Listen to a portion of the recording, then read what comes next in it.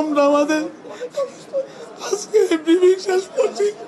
আমার এক শিক্ষক কালকে স্ট্রোক করেছে, তাকে উত্তরাতে কালকে আমরা দেখতে গিয়েছি। আমাদের এই কষ্ট সরকার আমাদের কষ্ট বিবেচনায় নিতে চায় না, আমাদেরকে বাস্তবায়ন করে শহীদ মিনার মেনে ফেলেন। আমরা এখান থেকে যাব না, আমাদের লাশ যাবে। আপনাদের বাড়ি ভাড়া মানে 5% হারে বৃদ্ধি করা হবে। আর মেডিকেল ভাতার ব্যাপারে ওনারা কোনো বক্তব্য রাখেন নাই, আমাদের কর্মচারীদের উৎসব ভাতার ব্যাপারে কোনো বক্তব্য রাখেন নাই। আমি বলছি যে এটা কোনোভাবে সম্ভব না, আমার শিক্ষকরা এটা মানবে না। আপনারা যদি প্রস্তাব দেন, আমাদের পক্ষে শিক্ষকদেরকে কোনোভাবেই কনভিন্স করা সম্ভব হবে না। আপনারা যদি পারেন আয়সা আপনারা এটা কনভিন্স করতে পারেন, আমাদের কোনো আপত্তি নেই।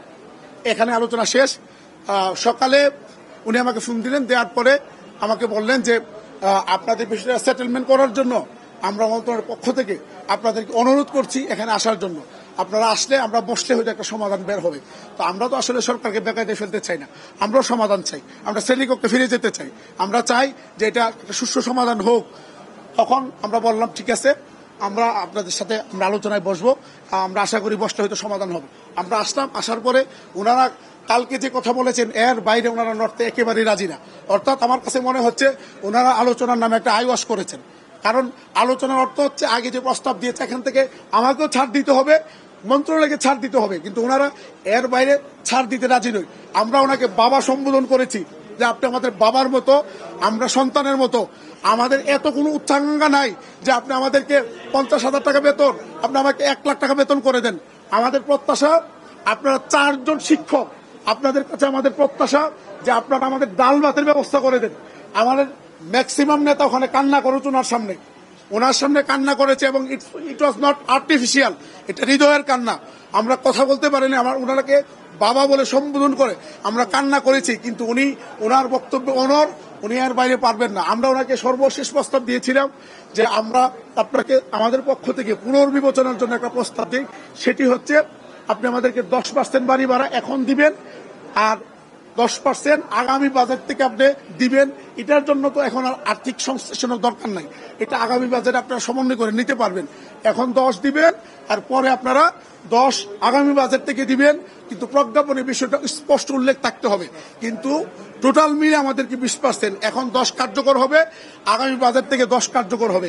ওনারা আমাদের কথা পুনর্বিবেচনা করেন নাই, এই জন্য আমরা ওনাকে বলছি স্যার আমাদের পক্ষে এই ক্রাউডকে ম্যানেজ করা কোনোভাবে সম্ভব না, আমরা এটা পারবো না স্যার, আমরা দুঃখিত। পরে উনি উঠে চলে গেছেন, আমরা চলে আসছি। আমরা শান্তিপূর্ণভাবে আমাদের আন্দোলন অব্যাহত রাখার সিদ্ধান্ত নিয়েছি, এবং আপনারা জানেন আমাদের যে কর্মবিরতি আছে, আমাদের শ্রেণীকক্ষে এখন শ্রেণী কার্যক্রম চলছে না, এটা অব্যাহত থাকবে। এত প্রায় 8 লক্ষ টাকার বাজেটে লক্ষ লক্ষ টাকার আপনার 1000 কোটি টাকার অস্ত্র কিনতে পারে, বিভিন্নভাবে আপনার তছরূপ হচ্ছে, প্রকল্পের নামে, প্রশিক্ষণের নামে তছরূপ হচ্ছে। কিন্তু আমাদের শিক্ষকদেরকে সরকার, শিক্ষা মন্ত্রণালয় যদি 3000 টাকা না দিতে পারে, এই রাষ্ট্র দেউলিয়া হয়ে যাক, আমাদের কোনো আপত্তি নাই। আমরা কোনো অবস্থাতেই আমাদের শ্রেণী কার্যক্রমে ফিরবো না, আমরা বিশৃঙ্খল পরিবেশ তৈরি করব না। শান্তিপূর্ণভাবে প্রয়োজনে আমরা অনশন করতে করতে এখানে মরে যাব শহীদ মিনারে, কিন্তু আমাদের লাশগুলো বাড়িতে যাবে। যে রাষ্ট্র 6 লক্ষাধিক শিক্ষক কর্মচারীদের ডাল ভাতের ব্যবস্থা করতে পারে না, এই রাষ্ট্রের উচিত এই শিক্ষা ব্যবস্থাকে বন্ধ করে দিয়ে সবাইকে ছুটি দিয়ে দেওয়া। আমরা সিএনজি চালাইয়া, রিক্সা চালাইয়া, দিন মজুরের কাজ করে, কৃষি কাজ করে আমাদের বাচ্চাদেরকে নিয়ে জীবনযাপন করব। প্রয়োজন আমরা এখানে মরে যাব, আমরা আমাদের দাবি থেকে চুল পরিমাণ আমরা বিচ্যুত হব না।